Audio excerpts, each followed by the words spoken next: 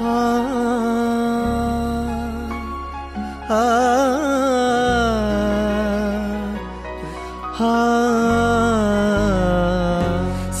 એક સહજાનંદ, સરસ એક સહજાનંદ, સરસ એક સહજાનંદ, સરસ એક સહજાનંદ.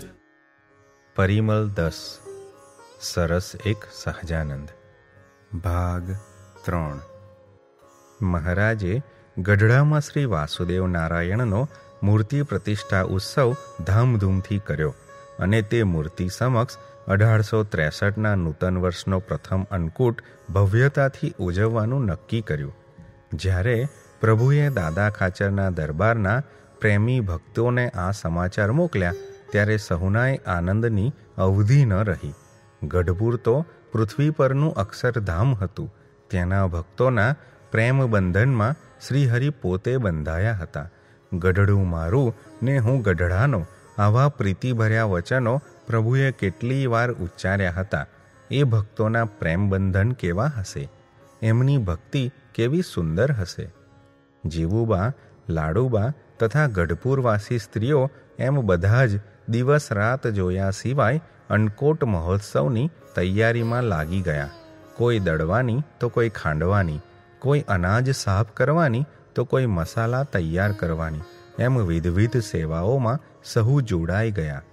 ધીમે ધીમે એભલ ખાચરનો સમગ્ર પરિવાર અને આખાય ગઢપુર ગામના પ્રત્યેક કુટુંબના સભ્યો અન્નકૂટોત્સવના એ સેવાયજ્ઞમાં સંપૂર્ણપણે ઓતપ્રોત થઈ ગયા. આખોય દરબારગઢ તે ઉત્સવની તૈયારીમાં જાણે ધમધમી ઉઠ્યો ન હોય. ઉત્સવના 7 જ દિવસ બાકી રહ્યા. તૈયારીઓ તો પૂરજોશમાં ચાલુ જ હતી, પરંતુ મહોત્સવના એ સેવાયજ્ઞમાં ગૂંથાયેલી બહેનોને કોઈ નવો જ બોધપાઠ આપવા માટે પ્રભુએ એક નવું જ કૌતુક શરૂ કર્યું. ઉત્સવ સર્વોપરી થાય એ જ માત્ર પ્રભુનું લક્ષ્ય ન હતું, પણ પ્રભુની સ્મૃતિ કરતાં કરતાં સર્વ નાના મોટા ક્રિયાયોગો કરવાની ટેવ સહુને સહજ બને એ મહારાજની ઈચ્છા હતી. તેથી એમણે એક નૂતન જ લીલા આરંભી. કોઈ બહેન પાપડ વણતી હોય તો તેને પ્રભુ પાટલી પર ઘનશ્યામ સ્વરૂપે બેઠેલા જણાય ને વેલણ તે બહેનના હાથમાં અધ્ધર જ રહી જાય. કોઈ બહેન મસાલા ખાંડે તો ખાંડણિયામાં શ્રીહરિની મનોહર મૂર્તિના દર્શન થાય ને તે સાંભેલું હવામાં અધ્ધર જ રહી જાય. કોઈ બહેન તાવડામાં પૂરીઓ તળે તો ઝારા પર શ્રીહરિના કમનીય મુખડાના દર્શન થાય ને તળવાની ક્રિયા બંધ થઈ જાય. કોઈ બહેન વડીઓ મૂકે તો પ્રત્યેક વડીમાં શ્રીહરિના મરમાળા મુખડાના દર્શન થાય, જેથી વડીઓ મૂકવાનું બંધ પડી જાય. કોઈ બહેન અનાજ દળવા બેસે તો ત્યાં જ ઘંટીના પડ પર પ્રભુ આવીને બિરાજી જાય અને દળવાનું અધૂરું રહે. કોઈ બહેન અનાજ સાફ કરે તો સુપડામાં જ પ્રભુના મુખારવિંદના દર્શન થાય ને સુપડું હાથમાં જ રહી જાય.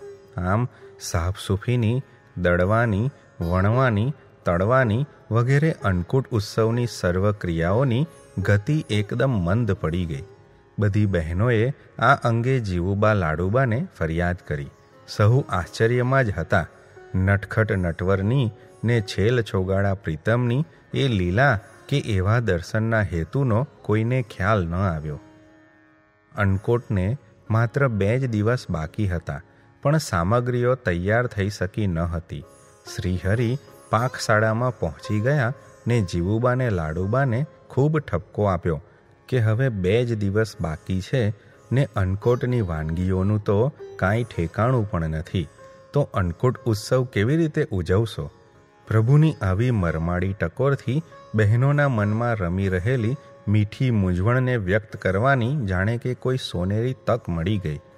જીવુબા ને લાડુબા તરત જ બોલી ઉઠ્યા કે મહારાજ, આમાં તો તમારો જ વાંક છે.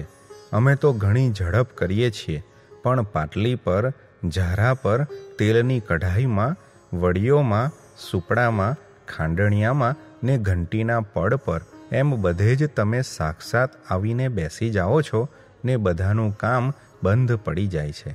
આમ તમારો જ વાંક હોય ત્યાં અમે શું કરીએ? આ બધું તો મહારાજ જાણતા જ હતા. એમને તો એ બહેનોને સેવા ધર્મનું કોક અનેરું રહસ્ય સમજાવવું હતું. સર્વ ક્રિયાયોગોમાં પ્રભુની મૂર્તિની સ્મૃતિની અગત્યતા સમજાવવી હતી. ભક્તિ માર્ગમાં સહુને ખૂબ આગળ લેવા હતા. એટલે જીવુબા તથા લાડુબા અને બધી જ બહેનોને બોલાવીને કહ્યું કે તમારી પાસે અમારે સેવા તો કરાવવી છે જ, પણ તમે સહુ ભજન કરતાં કરતાં ને સ્મૃતિ કરતાં કરતાં સેવા કરો એ અમારી આજ્ઞા છે. તેમાં અમારો ઘણો રાજીપો છે. તમારી વૃત્તિઓને અમારા આકારે બનાવવી છે. અમારી સ્મૃતિને અખંડિત બનાવવી છે. સેવા કરતા જાઓ ને સંભાળતા જાઓ. સેવાથી જ મેવા મળવાના છે. સેવાથી જ બળ મળવાનું છે. સેવાથી જ બુદ્ધિયોગ પ્રાપ્ત થવાનો છે. સેવાથી જ હૈયું બદલાવાનું છે. સેવાથી જ અંતરમાં મૂર્તિ કંડારાવાની છે. પણ સ્મૃતિ કરતાં કરતાં સેવા કરશો તો કોક અનેરો આનંદ પ્રાપ્ત થશે. જડ એવા ઇન્દ્રિયો અંતઃકરણને પ્રભુમય બનતા વાર નહીં લાગે. પહેલાં ઇન્દ્રિયોના ગોલોકમાં ને પછી હૃદય સિંહાસને પ્રભુ બિરાજશે. ભક્ત ને ભગવાનની એકતા થઈ જશે. પછી પ્રભુ સંપૂર્ણપણે ભક્તનો કબજો લઈ લેશે. તમારું અસ્તિત્વ મટી જશે. દેહભાવ ટળી જશે ને અંતરમાં કેવળ પ્રભુ જ રહેશે. હે જીવુબા, આવી કોક અનુપમ સૂઝ આપવા માટે જ અમે આવું ચરિત્ર કર્યું હતું. માટે સહુને આ રહસ્ય સમજાવજો. આ રીતે સહુને સેવા કરતા શીખવાડજો. ભજન કરતાં કરતાં સેવા કરે તેવી ટકોર બધાને કરતા રહેજો. આવા અનુપમ રહસ્યની વાત સાંભળી જીવુબા, લાડુબા ને બહેનો જાણે કે કૃપાનિધાનની કૃપામાં તરબોળ થઈ ગયા. પોતાની જાતનું ભાન ભૂલી ગયા. ગદગદ થઈને બે હાથ જોડી મહારાજને પ્રાર્થના કરી, હે દયાળુ, આવી રીતે આપની સ્મૃતિ કરવાનું અમને બળ આપજો. આપના આકારે થવાનું બળ આપજો. આપની કસોટીમાં ટકી રહેવાનું બળ આપજો. હે પ્રભુ, અમે તો જીવ છીએ, તમે જગદીશ છો. આટલી દયા વરસાવી છે તો હવે પૂરી જ વરસાવીને રહેજો. પળ માત્ર આપને ભૂલીએ જ નહીં તેવું બળ આપજો. તે સમયે એવા પ્રેમ ગેલા ભક્તોને ભક્તવત્સલ ભગવાનનું એ અનુપમ દર્શન કેવું સરસ અને સુંદર બન્યું હશે. પોતાના પ્રાણ પ્યારા ભક્તોને આવી અનેરી સૂઝ આપવા તત્પર બનેલા શ્રીહરિનું દર્શન ને એવી અનેરી સૂઝ પ્રાપ્ત થયા પછી એ માટેની અંતરની અભિપ્સાથી ભક્તિ વિભોર દશામાં ઝૂલતા ભક્તોનું દર્શન કેવું રમણીય હશે.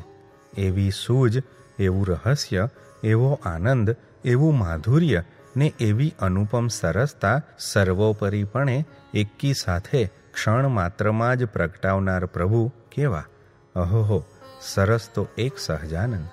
સૂર્યને કોની ઉપમા દેવાય? અનંત ચિદાકાશનો તાગ કેમ કાઢી શકાય?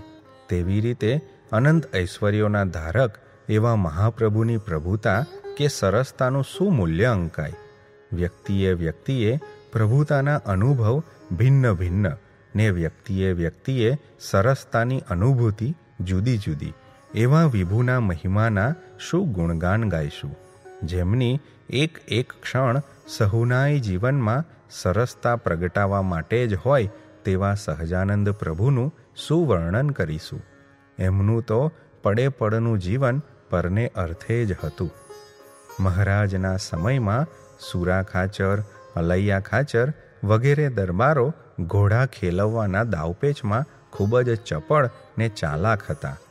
જેમ કોઈ કઠપૂતળીઓને નચાવનાર જાદુગર પોતાને મન ફાવે તેમ પૂતળીઓને નચાવે, તેમ તે દરબારો પણ પોતાના સહજ અણસારે જ ઘોડા કે ઘોડીને ધારે તે રીતે નચાવી જાણતા. ઘોડે સવારીમાં સહુ પાવરધા હતા. ઘણી વખત મહારાજ એ દરબારોની કક્ષાએ જઈને રસબસ થતા ને સહુને પોતામાં રસબસ કરવા ઘોડે સવારીની કોઈ આગવી કળાનો કસબ પણ દેખાડતા. એ દરબારો બિચારા શું ધ્યાન ભજન કરવાના હતા? પોતાની જ મસ્તીમાં 24 કલાક રાચનારા એવા એમને પ્રભુની રસઘન મૂર્તિની સ્મૃતિ ક્યારે અખંડ બનવાની હતી? પણ પ્રભુના ચરિત્રો જ એવા હોય છે કે દરેકના કાળજા કોરી લે છે ને એ રીતે તેઓ સર્વોપરીપણે સહુના જીવમાં બેસી જાય છે. લે ખેંચી મન લાખના આપોઆપ ઈશ્વર હોય, તે યોગ્ય જ કહ્યું છે ને. મહારાજે એક દિવસ એ દરબારોને કોઈક જુદા જ પ્રકારની સ્મૃતિ આપવાનું નક્કી કર્યું અને પોતે જાતે જ 1 ફૂટનું કુંડાળું દોર્યું ને બધાને પડકાર કર્યો કે જેનામાં તાકાત કે આવડત હોય તેવો કોઈ પણ ઘોડેસવાર એ 1 ફૂટના કુંડાળામાં ઝપાટાબંધ ઘોડીને ફેરવી બતાવે. સૌ પ્રથમ તો શ્રીહરિનો આવો પ્રસ્તાવ સાંભળી સહુ દરબારો વિચારમાં પડી ગયા. 4 પગની ઘોડી વચ્ચે 4 ફૂટનો ગાળો ને એકદમ નાનું કુંડાળું ને એમાં ઝડપી ગતિએ ઘોડીને ફેરવવાની. એટલા નાના કુંડાળામાં 4 પગવાળું પ્રાણી ઝડપી ગતિએ કેવી રીતે ફરી શકે? આવો અટપટો ને વિચિત્ર દાવ ખેલવાની કોઈએ ક્યારે પણ કલ્પના નહીં કરેલી અને કોઈને તેવી રીતે ખેલ ખેલતા જોયેલા પણ નહીં. છતાં બધાના મનમાં એમ હતું કે ઘોડલા ખેલવામાં તો અમે પાવરધા છીએ જ. એટલે વટના માર્યા કેટલાય દરબારોએ ઘોડીનો ખેલ ખેલવાના પ્રયત્નો તો કર્યા, પણ એ નાના કુંડાળાની મર્યાદા બધાને આકરી પડી ગઈ.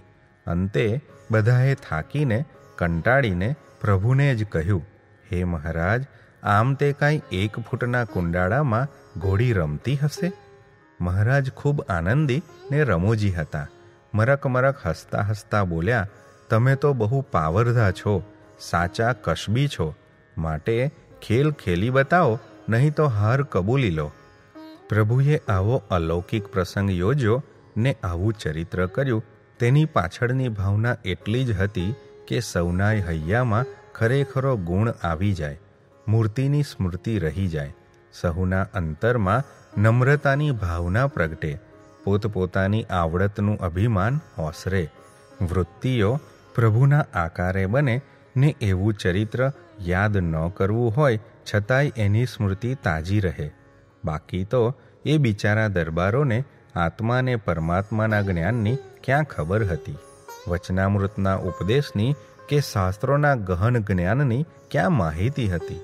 સહુને એક યા બીજી રીતે મહારાજ તો એટલું જ સમજાવવા માંગતા હતા કે જે છે તે આ સહજાનંદ છે, સર્વોપરી આ સહજાનંદ છે, સરસ આ સહજાનંદ છે ને બધામાં જે કાંઈ બુદ્ધિ, શક્તિ, ગુણો, આવડત, કળા કે સામર્થ્ય છે તે અમારા જ છે ને અમને જ આધીન છે.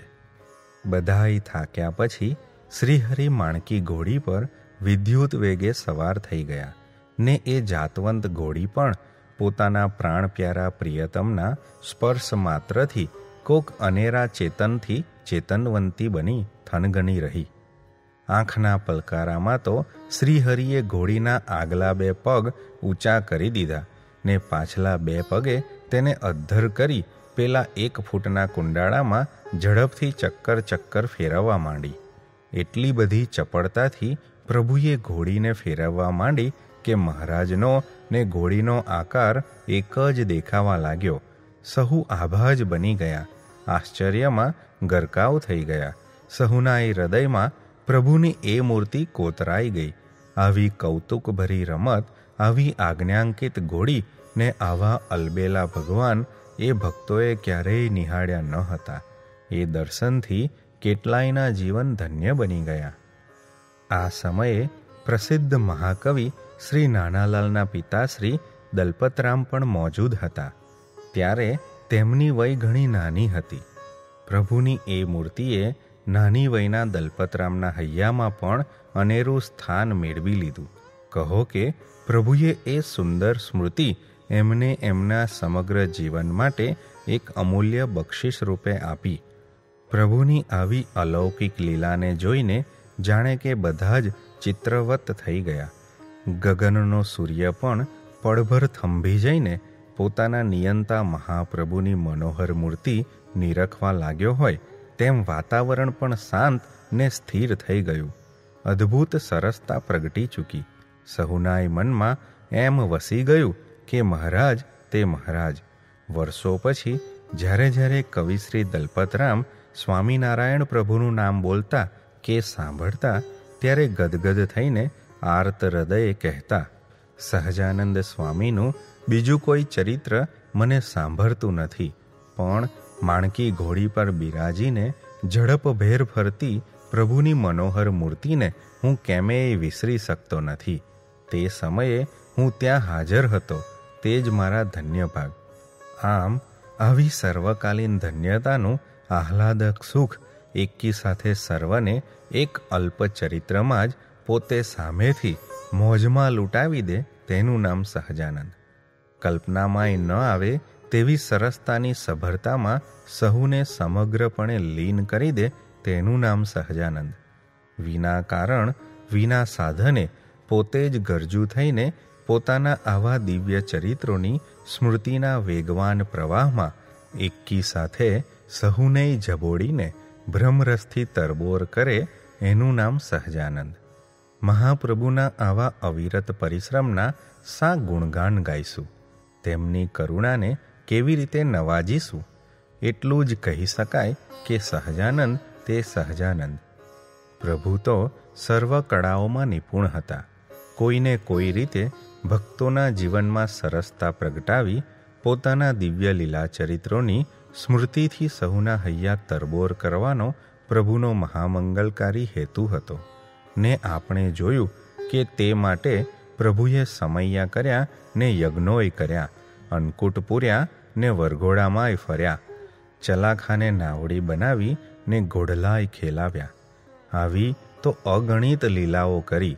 તેમાં સંબંધમાં આવેલા સહુ જીવોનું રૂડું કરવા સિવાય બીજો કોઈ આશય તેમનો ન હતો. આવી બીજી એક અદ્ભુત લીલા એક વખત કરિયાણા ગામની ભાગોળે વહેતી કાળુભાર નદીને કિનારે પણ કરી. કરિયાણામાં ઘેલા ધાધલ નામના મહારાજના એક ભક્ત હતા. તે વાંસળી વગાડવામાં ઘણા પાવરધા હતા. મહારાજ જ્યારે કરિયાણા પધાર્યા ત્યારે આ ઘેલા ધાંધલે સુંદર વાંસળી વગાડી શ્રીહરિને ખુશ કર્યા. એટલે રાજી થઈને પ્રભુએ કહ્યું, વાહ ધાધલ, તમે તો આજે અદ્ભુત વાંસળી વગાડી. અમે બહુ રાજી થયા છીએ. તમે જે માંગો તે અમારે તમને આપવું. ઘેલા ધાંધલ બહુ વિવેકી હતા. સમજી ગયા કે જીવનમાં આવી સોનેરી તક વારે વારે નહીં આવે. આવેલી તકને જે ઝડપી લે તે જ ખરો બુદ્ધિશાળી છે.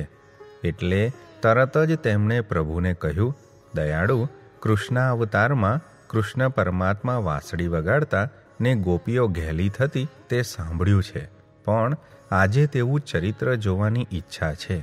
આ બીજી એક નવી વાંસળી આપને માટે જ રાખી મૂકી છે. આજે આપ કૃપા કરો ને બંસીના સૂર છેડો. અમને અલૌકિક દર્શન કરાવી સુખિયા કરો. એટલે અમારો પણ ગોલોકવાસી નંદકુંવરની લીલા જોવાનો મનસૂબો પૂરો થાય. આ સાંભળી શ્રીહરિ હસ્યા. ઘેલા ધાંધલ શ્રી કૃષ્ણ પરમાત્મામાં સર્વોપરી ભાવે જોડાયા હતા. પ્રભુને થયું કે ધાધલને પોતાના પુરુષોત્તમ નારાયણના સ્વરૂપની નિષ્ઠા સહેલાઈથી નહીં સમજાય. તેને તો કૃષ્ણ સ્વરૂપે જ દર્શનની અપેક્ષા રહેશે. નહીં તો તેને સુવાણ નહીં થાય કે પાટો નહીં ગોઠે. વળી ધાંધલ જે માંગે તે આપવા પોતે વચને બંધાયા હતા. તેથી તેને કહ્યું કે આજે સાંજે કાળુભાર નદીએ નાહવા જઈએ ત્યારે તમારો સંકલ્પ પૂરો કરીશું. સર્વાવતારી શ્રીહરિ તો સહુના હતા. જેવે રૂપે તેમને જોવાની ભગત ઈચ્છા રાખે તેવું રૂપ તત્કાળ ધરીને તેને સહજ જ સુખ્યો કરવા સમર્થ હતા. સર્વ કળાઓના આધાર એવા કમનીય કલાધરને ક્યાં કોઈ કળા શીખવા જવાની હતી? સર્વ કળાઓ, સર્વ કારીગરી, સકલ સૌંદર્ય, સમ્યક સરસતા, સમગ્ર ઐશ્વર્ય, બધી જ પ્રભુતા તે તો શ્રીહરિના ચરણ કમળમાંથી ઉદ્ભવે છે. જ્યારે જેવી રીતે જે સ્થળે જેવું રૂપ ધરી જે કાર્ય સિદ્ધ કરવું હોય કે જે ચરિત્ર કરવું હોય ત્યારે તેવી રીતે તે સ્થળે તેવું રૂપ ધરી અત્યંત આસાનીથી તે કાર્ય સિદ્ધ કરે છે કે તેવું ચરિત્ર કરી સુખમય સ્મૃતિ આપે છે. સાંજે કાળુભાર નદીને તીરે શ્રીહરિ બંસીવાદનની જમાવટ કરવાના છે એ વાત ગામમાં પણ વાયુવેગે પ્રસરી ગઈ. એટલે ગામના દરબાર દેહાખાચર, તેમના દીકરાઓ, સગા સંબંધીઓ, કાઠી ભાયાતો અને સંઘના સહુ સંતો અને હરિભક્તો તથા ગામના સહુ સત્સંગીઓ પ્રભુ સાથે નદીને તીરે પહોંચી ગયા. પ્રભુએ પોતાના સખાઓ અને સંતો સાથે ખૂબ જળ ક્રીડા કરી. ઘેલા ધાંધલ દૂર રહ્યા પ્રભુની આ લીલા જોતા હતા. પ્રભુ પણ તેમની કસોટી કરતા હોય તેમ કહ્યું કે ધાંધલ, અહીં તો ઝીણો ઝીણો વરસાદ ટપકે છે, એટલે સહુના વસ્ત્રો ભીના થઈ જશે. માટે બંસીવાદન માટે કોઈ બીજો સમય રાખીશું. ઘેલા ધાંધલ પણ હોશિયાર હતા. તેમણે તો જાણે પાણી આવતા પહેલાં જ પાળ બાંધી દીધી હતી. એટલે શ્રીહરિને કહ્યું કે મહારાજ, અમારા કાઠિયાવાડના રિવાજ પ્રમાણે સહુ ઊનના ધાબળા ખભે રાખે છે. તે ધાબળા હું લાવ્યો છું. તે બધા ઓઢશે એટલે કોઈ પલળશે નહીં, ને આપને માટે ખાસ એક નવો ધાબળો પણ આણ્યો છે. આપ પણ તે ઓઢો. પ્રભુ સમજી ગયા કે ઘેલા ધાંધલના મનોરથ પૂરા કરીએ જ છૂટકો છે. એટલે નવો કાળો ધાબળો ઓઢી લીધો ને નદીની ધાર ઉપર બિરાજ્યા. ત્યાં બેસીને ઘણી કથા વાર્તા કરી.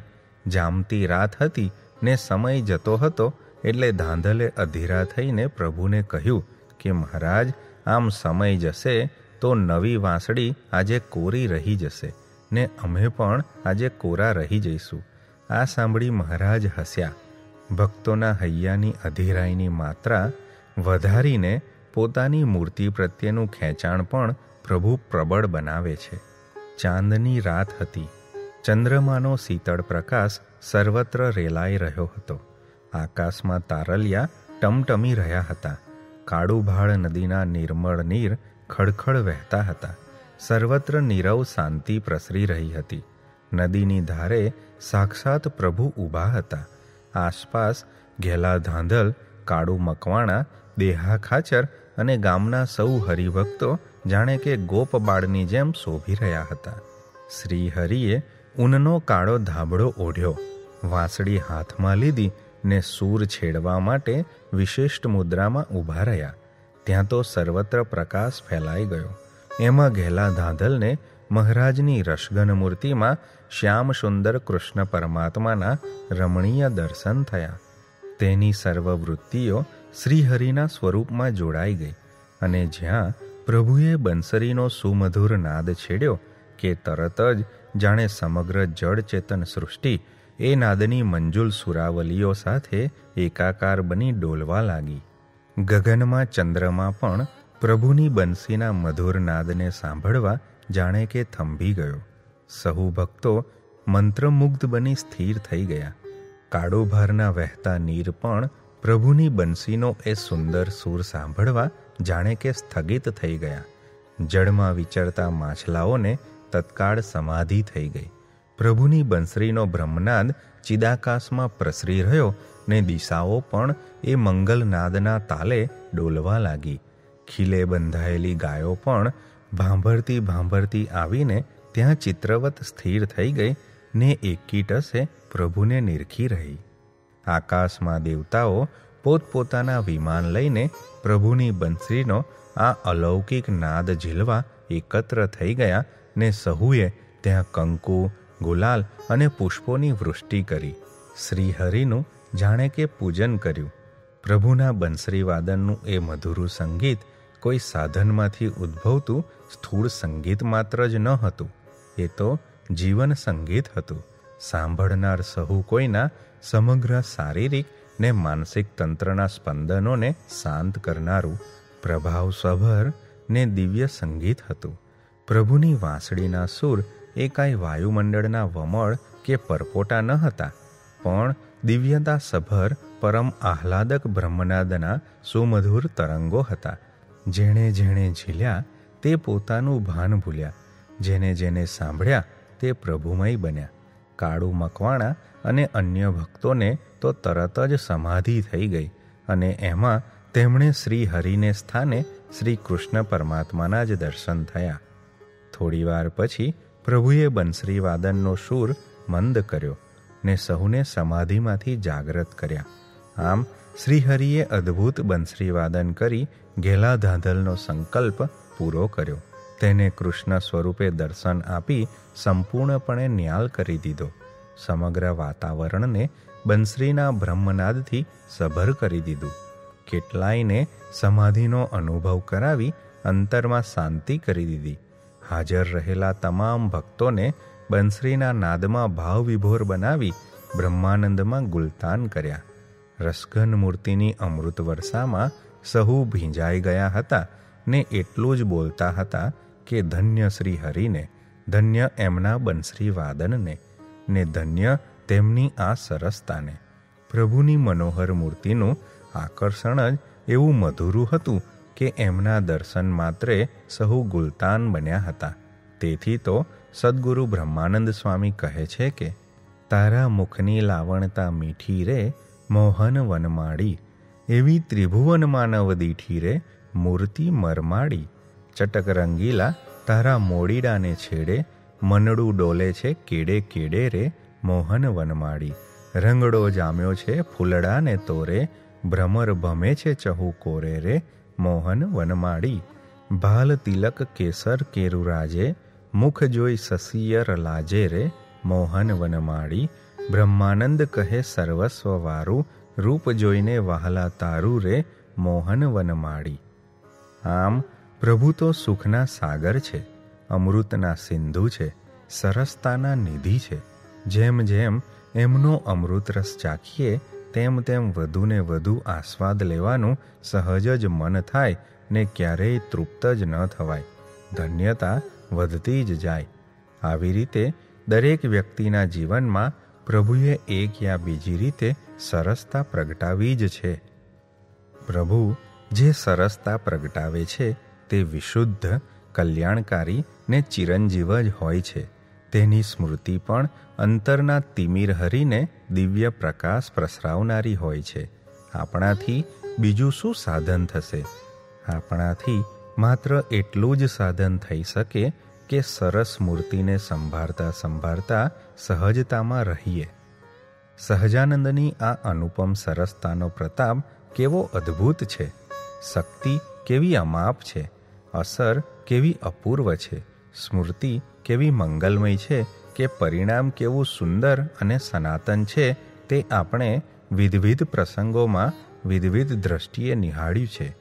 સહુના ચિત્તને એકી સાથે આકર્ષીને પોતાની રીતે વર્તાવે એનું નામ પ્રભુની સરસતા.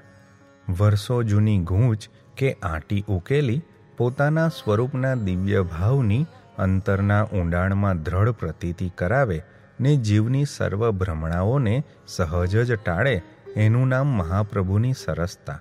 વિકારી ને આસુરી જીવોની સર્વ દૂષિત વૃત્તિઓના જડતા સભર પ્રવાહને પળમાં જ ખેંચી લઈને વિકારીને નિર્દોષ અને વિવેકી બનાવે, અસુરને ભક્ત બનાવે તેનું નામ શ્રીહરિની સરસતા.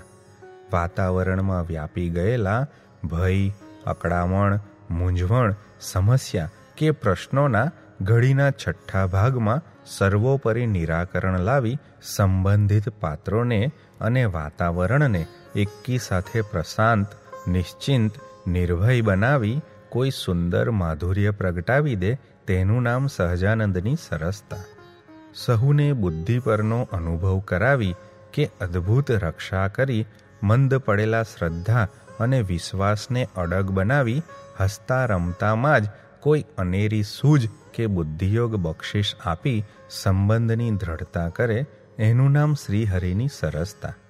એકવાર અનુભવ કર્યા પછી એ ક્યારેય વિસરી ન શકાય ને વારંવાર કે દિન પ્રતિદિન નિરંતર એવા અલૌકિક અનુભવોનો આસ્વાદ લેવાની ને તેવી અનુભૂતિની પરંપરામાં મગ્ન રહેવાની અભિપ્સા વધતી જ જાય એનું નામ સહજાનંદની સરસતા. ખરેખર જીવન પ્રાણ સુખસિંધુ સહજાનંદે તો પડે પડ આવા આનંદ સાગર સહજમાં જ છલકાવ્યા છે. જરૂર કહી શકાય કે સરસ તો એક સહજાનંદ. મહાપ્રભુ પોતાના જીવનની અંતિમ ક્ષણ સુધી કોઈ અવનવી સરસતા પ્રગટાવતા જ રહ્યા. પૃથ્વી ઉપર પોતાને રહ્યાને 49 વર્ષ 2 માસ ને 3 દિવસ થયા ને પોતે સ્વધામ પધારવાનો મનોમન નિર્ણય લઈ લીધો. પ્રભુએ તો ડગલે ને પગલે ક્ષણે ક્ષણે પોતાના સંબંધમાં આવેલા અનંત મુક્તોના જીવનમાં અનેક રીતે ભારોભાર સરસતા પ્રગટાવી હતી જ. એ સ્વરૂપ જ એવું સરસ, સુંદર અને સંપૂર્ણ હતું કે તેમના જીવનની પ્રત્યેક ક્ષણ એક ભવ્ય ઇતિહાસની અનુપમ ગાથા છે. પોતાના જીવનના અત્યંત અલ્પ સમયમાં તેમણે જે કાંઈ કર્યું છે તેનું વર્ણન કરવું કે તુલના કરવી તે અનંત અવકાશનો તાગ કાઢવા જેવું છે. એમણે વિશાળ સંપ્રદાય સ્થાપ્યો, પરમહંસો બનાવ્યા, શુદ્ધ એકાંતિક ધર્મનું સ્થાપન પણ કર્યું, ગગનચુંબી મંદિરોય બનાવ્યા, અનુપમ શાસ્ત્રો પણ રચ્યા ને રચાવ્યા, લાખો હરિભક્તોના જીવન સુધાર્યા. એમ સર્વત્ર સ્વામિનારાયણ પ્રભુનો વિજય ડંકો વાગી રહ્યો. ત્યારે પ્રભુને મન શેનો આનંદ હતો? તેમને મન સારામાં સારું ને સરસમાં સરસ શું તત્વ હતું કે જેને સંભાળતા કે જોતા પોતે હરખી ઉઠે કે સાક્ષાત પોતે આનંદ વિભોર બને કે પોતે પોતાના દેહનું ભાન ભૂલે. એવી પ્રભુના જીવનની કઈ સર્વોત્તમ સરસતા હતી કે જે સરસતાને તેઓ ધરતીના પેટાળ પર કાયમી સ્વરૂપે સ્થાપિત કરવા માંગતા હતા. પુરુષોત્તમ નારાયણના મન મંદિરમાં એવું કયું સર્વોત્તમ કે સરસમાં સરસ પાત્ર હતું કે જેમાં પોતે સંપૂર્ણપણે ખોવાઈ જાય અને લાખો ચૈતન્યો પણ એમાં સમગ્રપણે ખોવાઈ જાય એવી અભિલાષા રાખે. હા, એવું એક સર્વશ્રેષ્ઠ અને અતિ ઉત્તમ સરસતા સભર પાત્ર પ્રભુનું જરૂર હતું, અને એ હતા જૂનાગઢના જોગી સ્વામી ગુણાતીતાનંદ. પ્રભુ પોતે તો સાક્ષાત મૂર્તિમંત સરસતા હતા. બ્રહ્માંડોમાં જે કાંઈ નિર્દોષતા, દિવ્યતા, સુંદરતા કે સરસતા હતી તેના તો એ મૂળભૂત આધાર હતા. છતાં ગુણાતીતને જોવા પોતે તલસતા, જેની ભક્તિ પ્રભુ પોતે કરતા, જેનું ધ્યાન શ્રીહરિ પોતે ધરતા, એવા એ સર્વ રીતે અજોડ ગુણાતીત હતા. એમના દ્વારા જ પ્રભુ પૃથ્વી પર સદા પ્રત્યક્ષ રહેવાના હતા, અને એ જ જાણે કે પૃથ્વી પરની સમગ્ર માનવજાતિ માટેની એક કલ્પનાતીત સરસતા હતી. આમ સરસ મૂર્તિ સહજાનંદને મન તો એક ગુણાતીત સિવાય કાંઈ જ ઉત્તમ કે સરસ ન હતું. એટલે મહારાજે ગઢડામાં જ્યારે અંતિમ બીમારી ગ્રહણ કરી ત્યારે અંત અવસ્થાએ સહજ જ તે સમયના સર્વે સંતોને અને સંપ્રદાયના સર્વે ભક્તોને ગુણાતીતનો કંઈક મહિમા સમજાય તો સર્વેનું અતિ રૂડું થઈ જાય ને પૃથ્વી પર પોતાના પધાર્યાનો દાખલો સુફળ થાય, તે માટે જૂનાગઢથી ગુણાતીતાનંદ સ્વામીને તત્કાર ગઢડા તેડવાનો નિર્ણય કર્યો. તે સમયના સમગ્ર સત્સંગને ને ભાવિની અનેક પેઢીઓને પોતાના અને ગુણાતીતના સંબંધની મહત્તા સમજાય ને ગુણાતીતને યથાર્થ ઓળખીને તેમાં જોડાઈ જવાની રુચિ જાગૃત થાય, તે માટે પ્રભુએ પોતે જાણે કે છેલ્લી ક્ષણ સુધી ખટકો રાખીને દાખલો ચાલુ જ રાખ્યો. મહારાજે સદ્ગુરુ બ્રહ્માનંદ સ્વામીને જૂનાગઢ જવા આજ્ઞા કરી ને કહ્યું કે ત્યાં જઈને તમે ગુણાતીતાનંદ સ્વામીને સત્વરે અહીં મોકલી આપો. પ્રભુ પણ સ્વામી વગર રહી શકતા ન હતા. બ્રહ્માનંદ સ્વામી બહુ હોશિયાર ને સમજુ હતા. તે તરત જ સમજી ગયા કે પ્રભુ આ લોકમાંથી ઉદાસ થઈ જશે. પ્રિયતમના જીવનનો અંતિમ સમય હોય ત્યારે તેમનાથી વિખૂટું પડવાનું કોને મન થાય. મહારાજ પણ સમજી ગયા કે બ્રહ્માનંદ સ્વામી જૂનાગઢ જશે જ નહીં, એટલે સમીપે બોલાવીને કૃપાળુએ સાંત્વન આપ્યું કે સ્વામી, મારી મૂર્તિનું અલૌકિક સુખ હું તમને બક્ષિસ આપીશ. તમે મારી આટલી આજ્ઞા પાડો. જૂનાગઢ જઈ ગુણાતીતને અહીં મોકલો. આ સાંભળી બ્રહ્માનંદ સ્વામીનું હૈયું ભરાઈ આવ્યું. આંખમાં અશ્રુધારા ચાલી પણ કાંઈ બોલી શક્યા નહીં.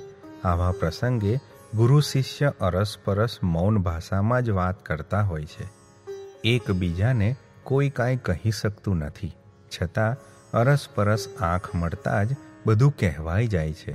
બ્રહ્માનંદ સ્વામી સમજી ગયા કે મહારાજનો આગ્રહ છે તે જૂનાગઢ જવું જ પડશે. ભારે હૈયે ને ધીમે પગલે બ્રહ્માનંદ સ્વામીએ ગઢડા છોડ્યું, પણ રસ્તામાં જ અપશુકન થયા. બિલાડા આડા ઉતર્યા, પાછા વળી ગયા. અંતરમાં એક જ વિચાર ઘૂંટાયા કરતો હતો કે રખેને પ્રભુ દેહ તો નહીં છોડી દે ને. ફરી પ્રભુએ મોકલ્યા, ફરી અપશુકન થયા, તરત જ પાછા વળ્યા. મનમાં એ જ વિચાર ઘોડાતો હતો કે રખેને પ્રભુ સ્વધામ તો નહીં સીધાવે ને. આમ 3 વખત બન્યું. છેલ્લે તો જતી વખતે 2 ગાયો એકબીજાને સાથે લડતી જોઈ. આવા અત્યંત ખરાબ અપશુકન થવાથી બ્રહ્માનંદ સ્વામીને થયું કે હવે તો પ્રભુ જરૂર દેહ મૂકી જ દેશે, એટલે ફરી પાછા પ્રભુ પાસે આવ્યા. પ્રભુ ધારત તો પહેલેથી જ કોઈ અપશુકન ન થવા દે, છતાં એ અપશુકન દેખાડવામાં પણ પ્રભુનો કોઈ અનેરો સંકેત હતો. પરાણે પણ બ્રહ્માનંદ સ્વામી પોતાની અંતિમ આજ્ઞા પાડે એવું પ્રભુ ઈચ્છતા હતા. તેમના મનની અને ચિત્તની સર્વે વૃત્તિઓને સંપૂર્ણપણે પોતાના સ્વરૂપમાં એકાકાર કરવા માંગતા હતા, અને એટલે જ જાણે એક પછી એક વ્યવધાન બતાવી પ્રભુ પોતા વિશેના આલોચની માત્રા પડે પડ વધારી રહ્યા હતા. છેલ્લે મહારાજ બ્રહ્માનંદ સ્વામીને ભેટ્યા ને કહ્યું, સ્વામી, મારું આ વચન પાડો, અંતરે ખૂબ સુખીઓ કરી દઈશ. ને બ્રહ્માનંદ સ્વામી રવાના થયા. શરીર જૂનાગઢ તરફ જતું હતું, પણ મન પ્રભુની મૂર્તિમાં રમતું હતું. જૂનાગઢ પહોંચ્યા. ગુણાતીતાનંદ સ્વામીને મળ્યા ને કહ્યું કે ગુણાતીત, તમારા પર મહારાજના 4 હાથ છે. તમને ગઢડા બોલાવે છે.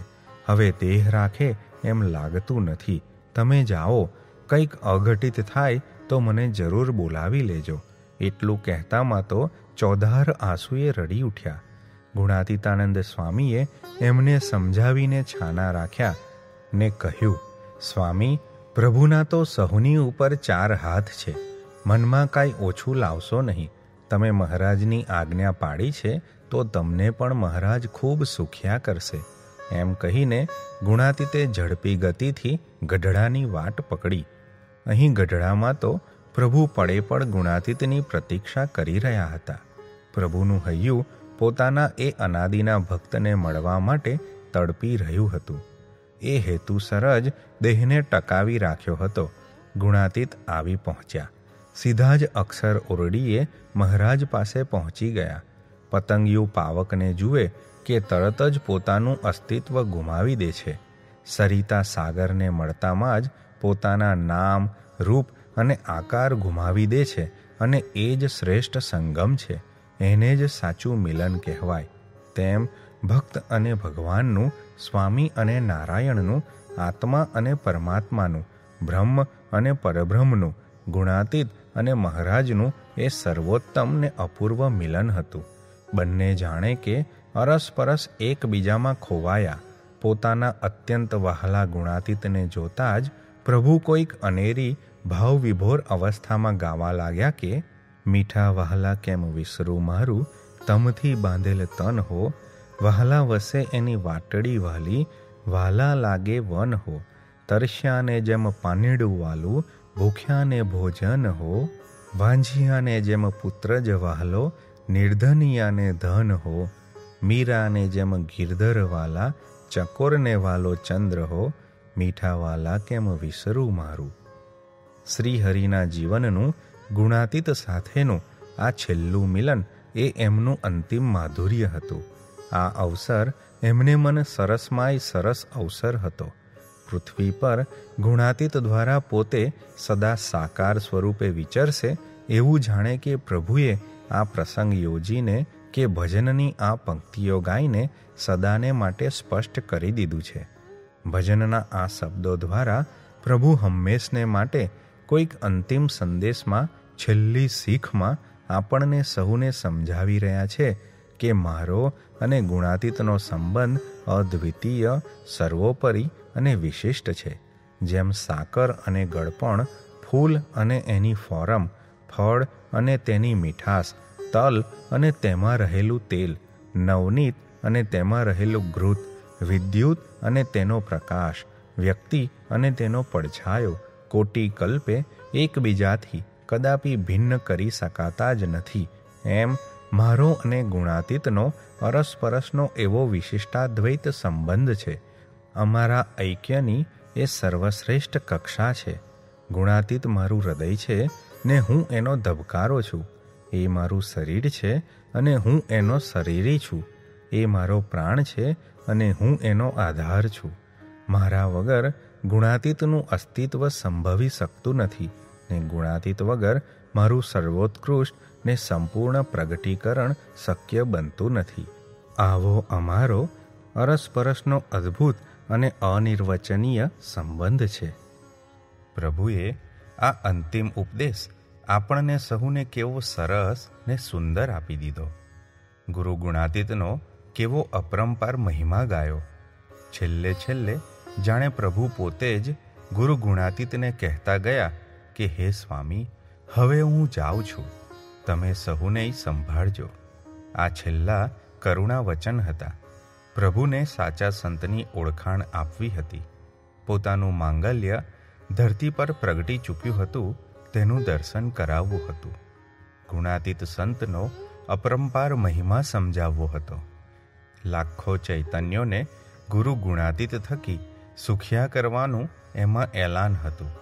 પોતાની સરસતાને સનાતન સ્વરૂપે પ્રગટાવવા માટેનો એ અંતિમ આદેશ હતો. ધન્ય હો તેવા સહજાનંદ વિભુને, ધન્ય હો તેમના અનાદિના ભક્ત ગુરુ ગુણાતીતને. આજે પણ ગુણાતીત સ્વરૂપો થકી પ્રભુનું પ્રગટીકરણ અખંડિત રહ્યું છે. આપણે મહાપ્રભુનું અને એમના અનાદિ સેવકનું શું ઋણ વાળીશું? બસ પ્રેમથી અહોહો ભાવે એમને સંભાળ્યા કરવા એ જ આપણું કર્તવ્ય, એ જ આપણો સ્વધર્મ ને એ જ આપણું સાધન. આમ આપણે જોયું કે સહજાનંદ સ્વામીએ અનેક ભક્તોના જીવનમાં અનેક પ્રસંગોએ અનેક રીતે સરસતા પ્રગટાવી. કોઈને દ્રષ્ટિ દ્વારા, કોઈને ધબ્બો મારીને, કોઈને લટકું કરીને, કોઈને પ્રસાદ આપીને, કોઈને એકાદ વાક્ય કહીને, તો કોઈને સંકલ્પથી, ક્યારેક વાંસળી વગાડીને કે રાસ રમીને, ક્યારેક ઘોડલા ખેલીને કે ગુલાલ ઉડાડીને, એમ વિધવિધ રીતે સહુના અંતરમાં વસ્યા ને નાના મોટા અનેક લીલા ચરિત્રો કરી પોતાની દિવ્ય સ્મૃતિના અનેક પ્રસંગો ઉદારતાથી બક્ષિસમાં આપ્યા. ભગવાનના આવા લીલા ચરિત્રોને અખંડ સંભાળ્યા કરવા એ જ ભક્તોનું અંતિમ ધ્યેય છે. ચંદન સુખડને જેમ વધુને વધુ ઘસીએ તેમ તેની સુવાસ વિશેષ ને વિશેષ પ્રસરતી જાય. છાસના વલોણાને વધુને વધુ વલોવીએ ત્યારે જ તેમાંથી મધુરું માખણ મળી આવે. તેમ પ્રભુના આવા ચરિત્રોને જેમ જેમ વધુને વધુ વાગોળીએ અને દિન પ્રતિદિન પ્રભુની મૂર્તિની સ્મૃતિનો અભ્યાસ ખટકો રાખીને વધારીએ તેમ તેમ પ્રભુ સાથેનો સંબંધ દ્રઢ બને ને જીવ વધુને વધુ સુખીઓ થતો જાય. એવી સ્મૃતિ એ જ સેવકોની સાધના, એ છે સેવકો માટેની સાચી ભક્તિ, એ છે એકાંતિકો માટે જીવનું જીવન. એક વખત ઉદ્ધવજીએ કૃષ્ણ પરમાત્માને પૂછ્યું કે અમે નિરંતર તમારી ગોદમાં રહીએ છીએ, હંમેશા તમારી સેવા કરીએ છીએ, તે એવો કોઈ સરળ માર્ગ છે કે અમારા અંતરે અખંડ એકધાર્યા સુખ, શાંતિ ને આનંદ વર્ત્યા જ કરે? શ્રી કૃષ્ણ ભગવાન પ્રશ્ન પૂછવાનો હેતુ સમજી ગયા ને તરત જ ઉદ્ધવજીને બીજું કાંઈ ન કહેતા પોતાનું દિવ્ય વૃત્તાંત કહેવાનું શરૂ કર્યું. ઉદ્ધવ, અમે નાના હતા ત્યારે અહીં રમતા, અહીં ફરતા, અહીં જમતા, જશોદા મૈયાને ખબર ન પડે તે રીતે અહીં માખણ ચોરતા. એક દિવસ પકડાઈ ગયા ત્યારે અમને અહીં બાંધવામાં આવેલા ને આ ઠેકાણે માર પડેલો ને અહીં અમે ગોપ ગોવાળો જોડે ક્રીડાઓ કરીને આનંદ કરતા ને આ યમુનાના જળમાં અમે બહુ સ્નાન કરતા ને સખાઓ સાથે જળ ક્રીડા પણ કરતા ને અહીં જ અમે કાળિયા નાગને પણ નાથ્યો હતો. ઉદ્ધવજી તો આ બધું સાંભળી જ રહ્યા. તેમને થયું કે શ્રી કૃષ્ણ મારો પ્રશ્ન સમજ્યા જ નથી ને કંઈ બીજી જ વાતો કરે છે. જ્યારે શ્રી કૃષ્ણ સમજાવવા માંગતા હતા કે હે ઉદ્ધવ, પ્રત્યક્ષ ભગવાનના લીલા ચરિત્રોને ગાવા ને સંભાળવા એમાં જ ભક્તના જીવનની સર્વોપરી સરસતા સમાયેલી છે. સુખ, શાંતિ ને આનંદમાં રહેવાનો એ જ એક સરળ ને સુગમ ઉપાય છે. એ જ જ્ઞાનનું જ્ઞાન છે ને સારનો સાર છે. વ્યાસ ભગવાને 17 પુરાણ લખ્યા, છતાં હૈયામાં શાંતિ થઈ નહીં. પણ જ્યારે સુખદેવજીના વચને પ્રત્યક્ષ મૂર્તિ શ્રી કૃષ્ણ પરમાત્માના ગુણગાનરૂપ ભાગવત લખ્યું, ત્યારે જ હૈયામાં શાંતિ થઈ. સુખ, શાંતિ ને આનંદ પ્રત્યક્ષ ભગવાનની મૂર્તિને આધીન છે અને એ મૂર્તિની સ્મૃતિથી જીવનમાં સહજ જ સરસતા પ્રગટે છે. એક વખત સદ્ગુરુ મુક્તાનંદ સ્વામીએ મહારાજને પૂછ્યું, હે દયાળુ, અમારા જીવનમાં સુખ, શાંતિ ને આનંદ કાયમ ટકી રહે તેવો કોઈ ઉપાય બતાવો. આ સાંભળી શ્રીહરિ તરત જ પોતાના દિવ્ય ચરિત્રોની વાતો કહેવા લાગ્યા કે છપૈયામાં ખાપા તળાવને કિનારે બાળ સખાઓ સાથે રમતા રમતા સાથળમાં અમને ઝાડનો ખાપો વાગ્યો.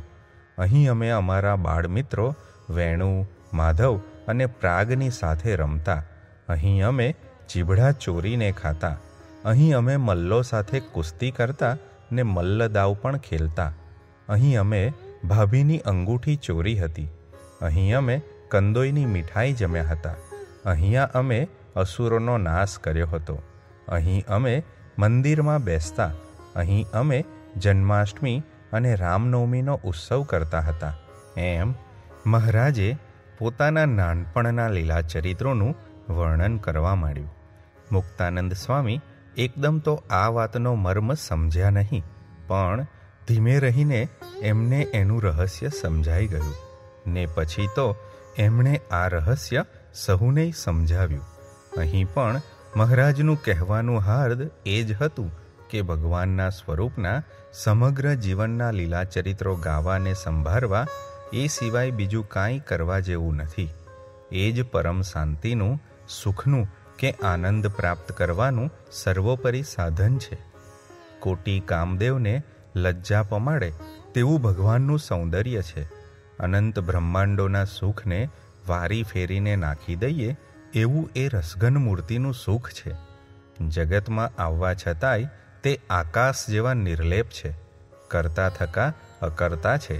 ચિદાકાશના એ દિવ્ય સ્વરૂપ ચૈતન્યના વેપાર સિવાય કાંઈ કરતા જ નથી. તે પરને અર્થે જ જીવે છે, પરને અર્થે જ ક્રિયા કરે છે. તેમની એકે એક ક્રિયા કોઈ નિશ્ચિત હેતુસરની, પરમ હિતકારી ને મંગલકારી જ હોય છે. એક વખત મહારાજ એક ખેતરમાં બિરાજ્યા હતા ને બાજુમાં પડેલી નાની નાની સળીઓ ભાંગતા હતા. ત્યારે ચકોર દ્રષ્ટિવાળા મુક્તાનંદ સ્વામીએ પૂછ્યું, હે મહારાજ, આપે આ શું ચરિત્ર કર્યું તે કાંઈ સમજાયું નહીં. ત્યારે મહારાજ બોલી ઉઠ્યા, હે મુક્તાનંદ સ્વામી, આ તો અનંત બ્રહ્માંડો ઊભા કર્યા ને અનંત બ્રહ્માંડો ભાંગ્યા. આમ એમની એક એક ક્રિયા હેતુ સિવાયની હોતી જ નથી. જો આવી રીતે અપરંપાર મહિમા સમજીને મોટા પુરુષના લીલા ને ચરિત્રોનું ગાન કરવામાં આવે તો જીવન ધન્ય જ થઈ જાય. પ્રભુના આવા લીલા ચરિત્રોને એક કરીને જાણે તે જ મુક્ત કહેવાય ને તે જ સાચો ભક્ત ગણાય.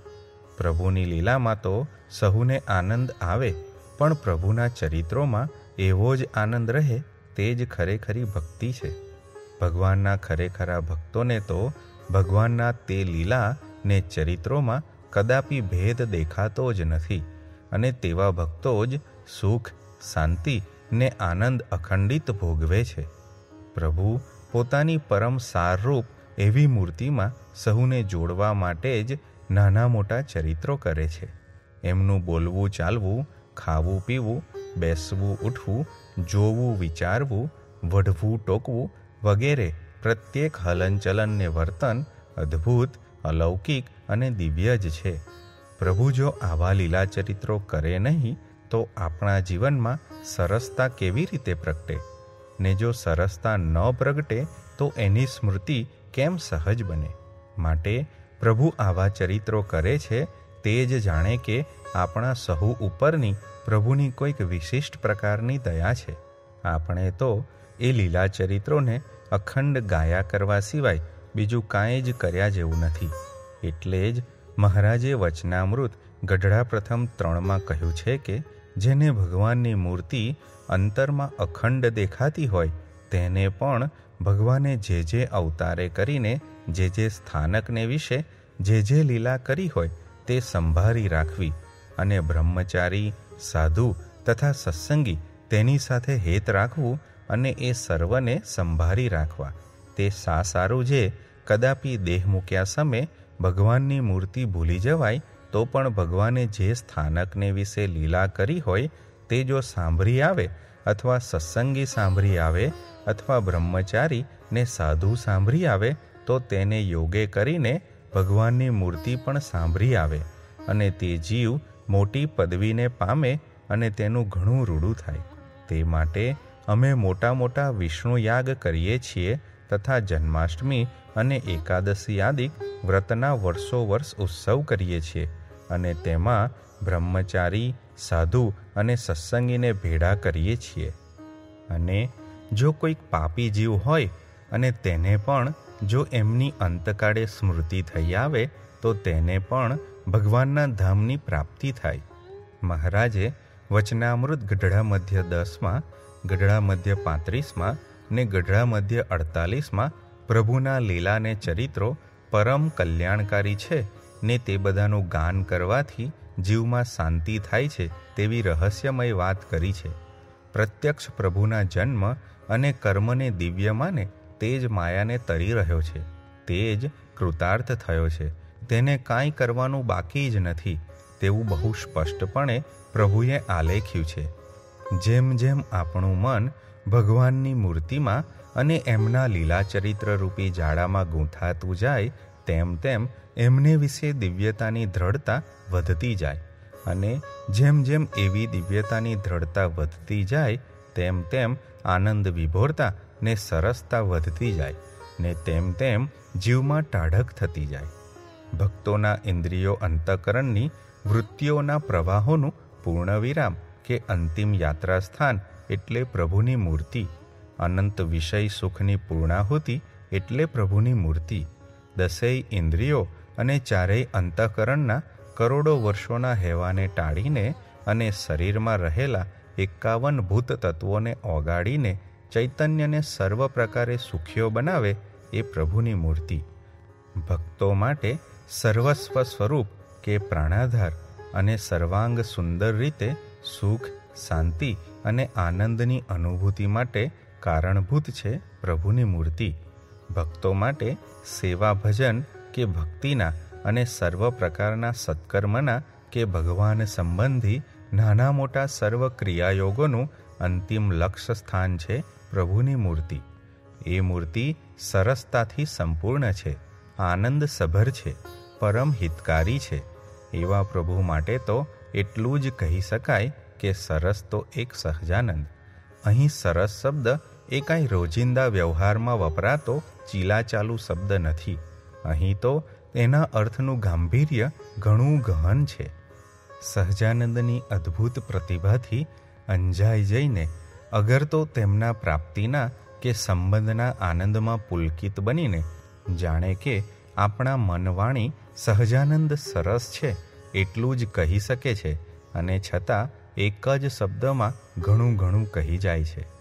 અહીં આ એક સરસ શબ્દમાં જ જાણે કે પ્રભુના સંબંધનો મહિમા, તેમની પ્રાપ્તિની દુર્લભતા, પ્રાપ્તિની ફલશ્રુતિ, ધન્યતા, કૃતાર્થતા, નિશ્ચિંતતા, નિર્ભયતા અને તેમના અદ્ભુત લીલા ચરિત્રો, તેમની મહાનતા, ઉદારતા, વાત્સલ્ય, પ્રેમ, કરુણા વગેરે અનંત કલ્યાણકારી ગુણોની ઓળખ સમાયેલી છે.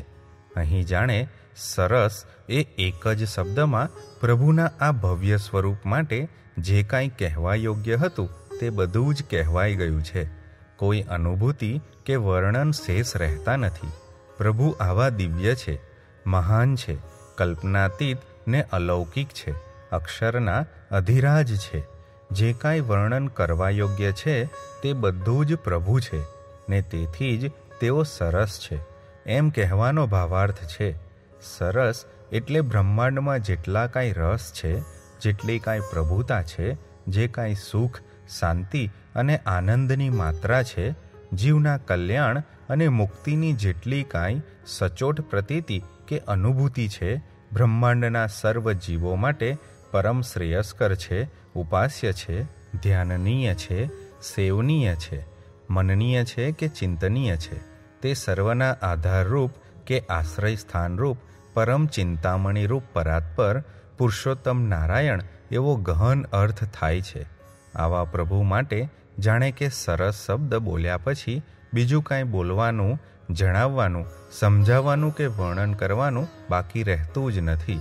તેમાં કરુણાનિધિની નીતરતી કરુણાનો ભાવ દેખાય છે. રસઘન મૂર્તિની રસમયતાનો ભાવ સ્પષ્ટ જણાય છે. સુહૃદ સમ્રાટની આત્મીયતાના ભાવનું દર્શન થાય છે. આહલાદક મૂર્તિની પ્રફુલ્લિત પ્રેમ વિભોરતાનું પણ દર્શન થાય છે. સર્વજ્ઞ વિભુની સાર્વભૌમ વ્યાપકતા પણ દેખાય છે.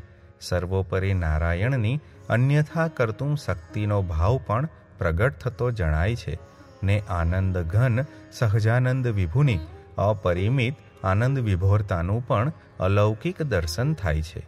એવા સહજાનંદ સ્વામીએ કેવળ કરુણા કરીને જે કોઈ સંબંધમાં આવ્યા તે સહુને એક યા બીજી રીતે એક પળના લાખમાં ભાગમાં સરસતાપૂર્ણ સહજતામાં મૂકી જ દીધા. આવા પ્રભુનું આપણે બીજું તો શું વર્ણન કરીશું? માત્ર એટલું જ કહી શકીશું કે સરસ તો એક સહજાનંદ. સહજાનંદ સ્વામી મહારાજની જય. પરિમલ 10 સરસ એક સહજાનંદ સમાપ્ત. સરસ એક સહજાનંદ, સરસ એક સહજાનંદ, સરસ એક સહજાનંદ, સરસ એક સહજાનંદ.